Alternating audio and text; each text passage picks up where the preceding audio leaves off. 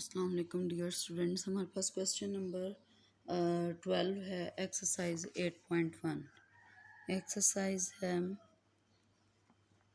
8.1 और question number है 12।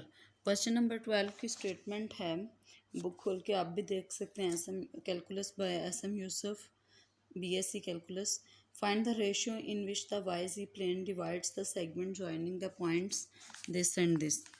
कह रहा है कि आपके पास दो पॉइंट्स हैं, एक पॉइंट ए है -247 और एक पॉइंट बी है।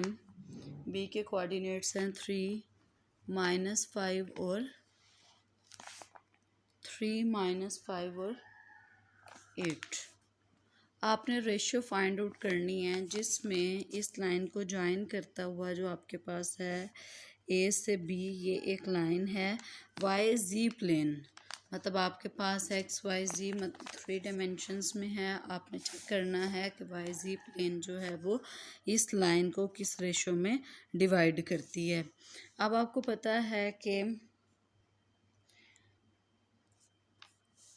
YZ प्लेन में X क्या होता है, in YZ plane x is equal to 0, x आपका 0 के इक्वल होता है, ठीक है। और सेकंड हमने रेशो फाइंड आउट करनी है जो कि इस लाइन को YZ प्लेन में जिस रेशो में डिवाइड करती है। YZ प्लेन इस लाइन में हम कह देते हैं suppose that YZ plane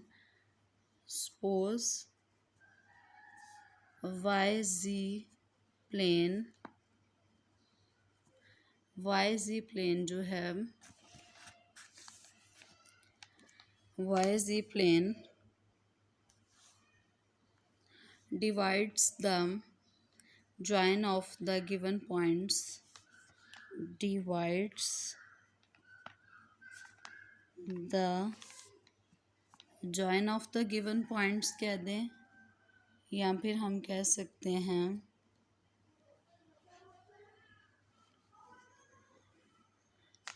divides the join of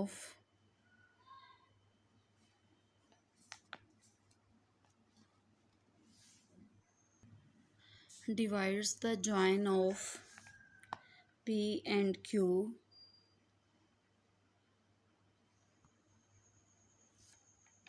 the join of P and Q in the ratio m by n, in the ratio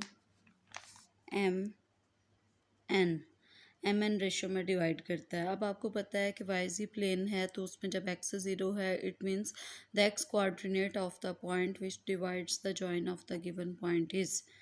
now इसका मतलब इस लाइन को जो है ये YZ प्लेन इसको डिवाइड करती है m रेशो n में, और a के जो कोऑर्डिनेट्स हैं वो हैं आपके पास -247 और b के कोऑर्डिनेट्स हैं वो हैं 3 -5 और 9, ठीक है। अब आपने इसका x कोऑर्डिनेट फाइंड आउट करना है, x कंपोनेंट फाइंड आउट करना है। आपको पता है x कैसे आएगा आपके पास, अगर आप इनको क्रॉस मल्टीप्लाई करते हैं, सिर्फ x वाले कोऑर्डिनेट्स को आप क्रॉस मल्टीप्लाई करते हैं, जब m के साथ करेंगे तो इस 3 को करेंगे 3 इंटू m आ जाएगा, जब आप n के साथ करेंगे तो इस -2 को करेंगे प्लस -2 इंटू n, ओवर आपको पता है सम ऑफ रेशियोज आ जाता है m प्लस n। अब एज इन YZ प्लेन है तो आपका x क्या हो जाएगा, 0 हो जाएगा। जब x 0 है इट मीन्स ये 0 हो जाएगा, 3m plus -2n over m plus n is equal to 0। यहाँ से देखें ये राइट हैंड साइड पे जाके 0 3m -2n is equal to 0, 3m is equal to 2n आ गया, ठीक है। अब आपने रेशियो फाइंड आउट करनी है, ये वाला 2 आप इसके ओवर में ले आएंगे, ये वाला 3 इसके ओवर में, तो m/2 इज़ इक्वल टू ये 3 यहाँ जाके डिवाइड हो जाएगा n/2, ठीक है, n/3। तो m/n अगर आप फाइंड आउट करना चाहें तो ये आ जाएगा m/n, ये वाला 2 पर चला जाएगा 2/3, तो m रेशो n आपके पास आ गई विच इज़ इक्वल टू 2/3, ठीक है। यहीं तक आपका था, आपने रेशियो फाइंड आउट करनी थी। नेक्स्ट क्वेश्चन अगर आप देखें, क्वेश्चन नंबर 13। क्वेश्चन नंबर 13 है, show that the centroid of a triangle whose vertices are is this. मतलब आपके पास एक ट्राइंगल मौजूद है, ट्राइंगल आपके पास कोई भी मौजूद है, उसके वर्टिसेस गिवन हैं, उसके वर्टिसेस जो हैं वो किस फॉर्म में हैं, एक्स आई और एक्स आई और एक्स आई वाई आई और जी आई की फॉर्म में। आपने शो करना है कि उसका जो सेंट्रॉइड है वो ये है। हम कह देते हैं let A B C with the vertices of a triangle, इनको नाम दे देते हैं लेट ए के लिए एक्स आई की जगह पे 1 रिप्लेस हो जाएगा, y1 z1, और बी के लिए आपके पास क्या आएगा, एक्स इंडेसिस में 2 2 आ जाएगा, और सी के लिए जो है वो इसमें 3 3 आ जाएगा। These are the vertices of the triangle, are the vertices of the triangle। ठीक है, ट्राइंगल का ये वर्टिसेस हैं। ठीक है, अब अगर आप देखें तो mid point of D of B C, B C आप कोई सा भी ले लें, उसका मिड पॉइंट हमने डी का नाम दे दिया। सपोज अगर ये ए है, ये जो आपके पास ट्राइंगल है, अगर ये ए है और ये वाला वर्टेक्स बी है, ये वाला वर्टेक्स सी है, इस बी सी का जो मिड पॉइंट है इसको आपने क्या नाम दे दिया, डी। अब बी के वर्टिसेस कौन कौन से हैं, x2 y2 z2, और सी के वर्टिसेस हैं x3 y3 और z3। ठीक है, अब अगर ये इसका मिड पॉइंट है तो आप इस मिड पॉइंट के कोऑर्डिनेट्स बता सकते हैं।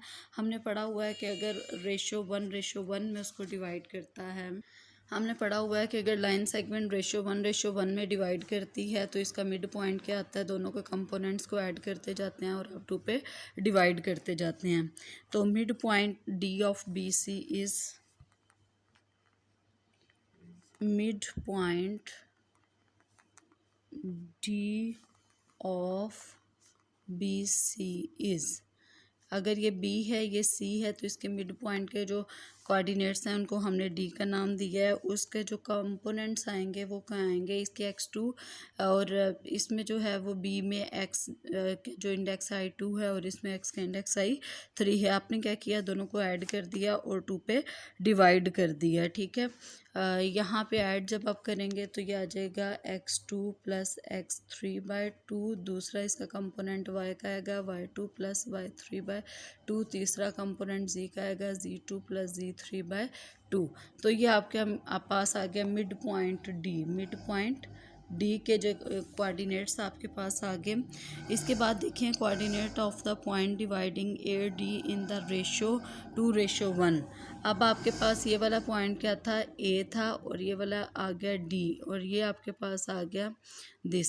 अब आपको पता है जो सेंट्रॉइड है वो जो इस वाली लाइन को जो है वो डिवाइड करता है 2:1 में। किस में डिवाइड करता है, 2:1 में। ये सेंट्रॉइड की बात हो रही है। तो हमने ए डी, ए के जो कोऑर्डिनेट्स हैं वो हैं x1 y1 और z1। हमने ए डी के कोऑर्डिनेट्स अभी आपके पास ये वाले आए हैं। इस ये वाली आपके पास एक लाइन सेगमेंट मौजूद है। अगर आप इसको ड्रॉ करना चाहें तो आपके पास ये एक लाइन सेगमेंट है। ए डी, ए के कोऑर्डिनेट्स आपके पास गिवन है x1 y1 z1, डी के कोऑर्डिनेट्स ये गिवन है। आपने इस लाइन की रेशियो फाइंड आउट करनी है 2:1 में डिवाइड करता हुआ। तो अभी आपने पढ़ा हुआ है ए के जो कोऑर्डिनेट्स x1 y1 z1 है। ठीक है, आपने क्रॉस मल्टीप्लिकेशन में करना है और तमाम के तमाम कंपोनेंट्स आपके पास आ जाएंगे। तो ये पॉइंट कुछ इस तरह से बनेगा। अगर आप इसको किसी का नाम दे दें, सी का चले नाम, सी तो ऑलरेडी मौजूद है, आप इसको ई का अगर नाम देते हैं तो ये पॉइंट कुछ इस तरह से इसके कंपोनेंट्स बनेंगे। पहले वाला देखें तो एक्स के लिए ये वाला और ये वाला एक्स का। ठीक है, अब यहाँ पे ये वाला एक्स का, इसका मतलब इसको आप किससे मल्टीप्लाई करवाएंगे, 2 से मल्टीप्लाई करवाएंगे। डी के जो एक्स वाला कंपोनेंट है उसको आप किससे मल्टीप्लाई करवाएंगे, 2 से। एक्स वाला कंपोनेंट ये वाला है तो आपने इसको 2 से मल्टीप्लाई करवाया, x2 + x3/2 को आपने 2 से मल्टीप्लाई करवाया। ठीक है, उसके बाद आपने एक्स ए के कंपोनेंट को 1 से मल्टीप्लाई करवाया तो 1 × x1 आ जाएगा। ओवर आपका क्या आएगा, जिस रेशो में ये डिवाइड करता है वो आ जाता है 2 + 1। आपका ये x का कोऑर्डिनेट आ गया। y के कोऑर्डिनेट करने के लिए आपने इसके y के कंपोनेंट को 2 से मल्टीप्लाई करवाया, d के y के कंपोनेंट को 2 से मल्टीप्लाई करवाया और a के y के कंपोनेंट को 1 से मल्टीप्लाई करवाया।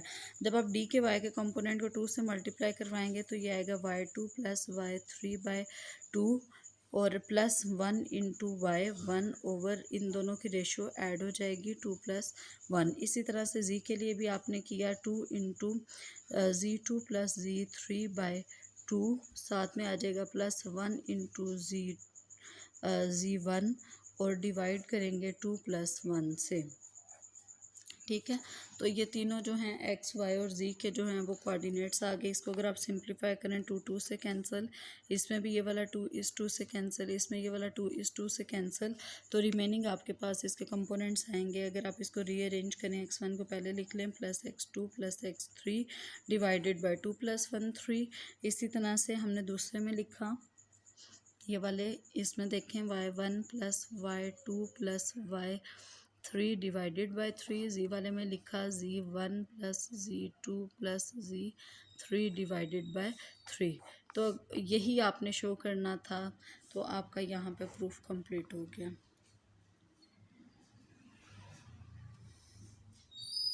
अच्छा, ये वाला जो था अगर आप देखें तो ए डी का मिड पॉइंट यहाँ पे है जो 2:1 में डिवाइड करता है। इसी तरह से आप ए सी का फाइंड आउट कर सकते हैं, ए बी का फाइंड आउट कर सकते हैं। तो आप देखेंगे कि by symmetry this point also lies on the other 2 medians. Mid point आपने किया है तो यहाँ पे आप एक लाइन लिख लें,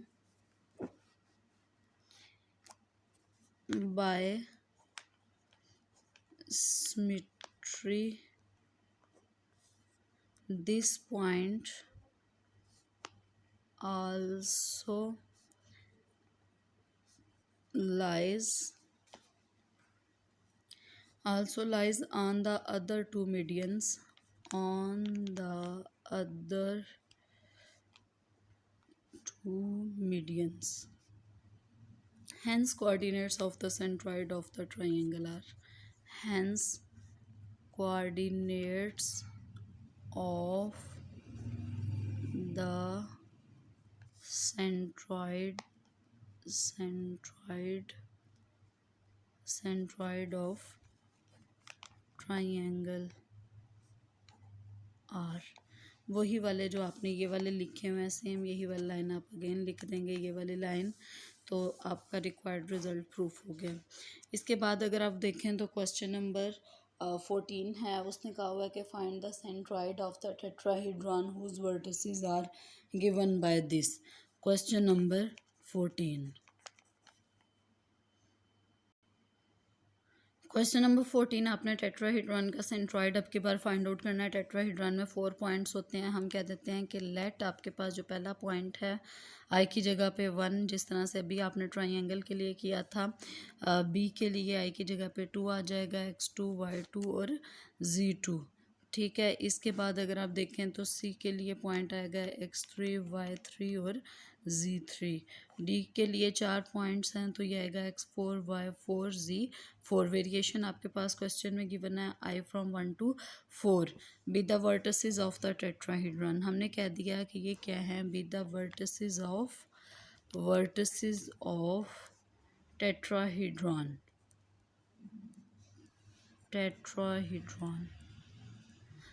the centroid E of the face BCD। अब देखें टेट्राहेड्रॉन आपको पता है कुछ इस तरह से होती है कि यहाँ पे वर्टेक्स होता है, एक यहाँ पे होता है और एक यहाँ पे होता है। ठीक है, इसको आपस में मिलाते हैं, इसको आपस में मिलाते हैं, इसको मिलाते हैं, इसको मिलाते हैं और इसको मिला देते हैं, तो ये आपके पास क्या बन जाता है, टेट्राहेड्रॉन बन जाती है ये वाली जो डायग्राम है। अब अगर आप इसको नाम दे दें कि आपके पास BCD, ये आ गया ए और ये बी, ये सी और ये डी। ठीक है, हम पहले नंबर पे ये कहने जा रहे हैं the centroid of the face BCD। BCD आपने ये वाला फेस लिया है और इसका सेंट्रॉइड आपने फाइंड आउट कर लिया है। सेंट्रॉइड अभी हमने किया है, अगर आप ये फेस देखें तो ये एक ट्राइंगल बनता है, तो जो अभी प्रीवियस आपने सेंट्रॉइड निकाला है वही इसका सेंट्रॉइड हो जाएगा। सेंट्रॉइड, इसको आपने जो इसका सेंट्रॉइड है उसको आपने ई का नाम दे दिया, ठीक है। The centroid E of the face B C D is, द सेंट्रॉइड E of the face BCD is, B के जितने भी पॉइंट्स हैं उनको हम ऐड कर लेंगे। बी के लिए 2 वेरिएशन थी, सी के लिए 3, डी के लिए 4, मतलब ये आ जाएगा x2 x3 x4 बाय 3, और इसी तरह से y के लिए y2 y3 y4 बाय 3, जी के लिए आ जाएगा z2 z3 z4 बाय 3। तो ये आपके कोऑर्डिनेट्स आ जाएंगे इसके सेंट्रॉइड के। इसके बाद देखें तो which also lies on lines joining vertices to the centroids of the opposite faces, वो कह रहा है कि बाकी तमाम लाइंस पे भी यही लाई करेगा। Thus the coordinates of the centroid of the tetrahedron are. अब अगर आप इस टेट्राहेड्रॉन का सेंट्रॉइड निकालेंगे तो वो आ जाएगा, इसके बारे में हम लाइन लिख ही लेते हैं। which also lie on lines, which also lie on lines joining vertices to the centroids of the opposite faces, joining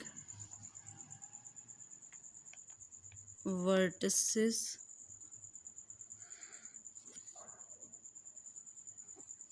to the centroid of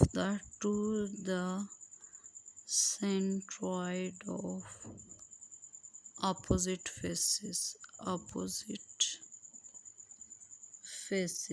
Thus the coordinates of the centroid of the tetrahedron. Thus coordinates of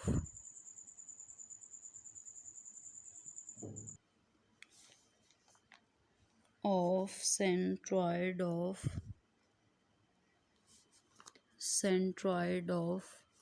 tetrahedron R। देखें remaining एक ही point रह गया, आप वो भी इसमें add कर देंगे तो x1 plus x2 plus x3 plus x4 over 4 आ जाएगा, ठीक है। एक पॉइंट आपने ऐड किया है, पहले 3 था तो +1, मतलब 1:3 अगर हम कर लें, पहले वाले का सेंट्रॉइड और अगले दोनों कोऑर्डिनेट्स के सेंट्रॉइड्स आपने निकाले। उसके बाद y1 plus y2 plus y3 plus y4 over 4। इसी तरह से z के लिए ये आ जाएगा z1 plus z2 plus z3 plus z4 bye 4। तो यही आपका रिक्वायर्ड सेंट्रॉइड है किसके लिए, टेट्राहेड्रॉन के लिए।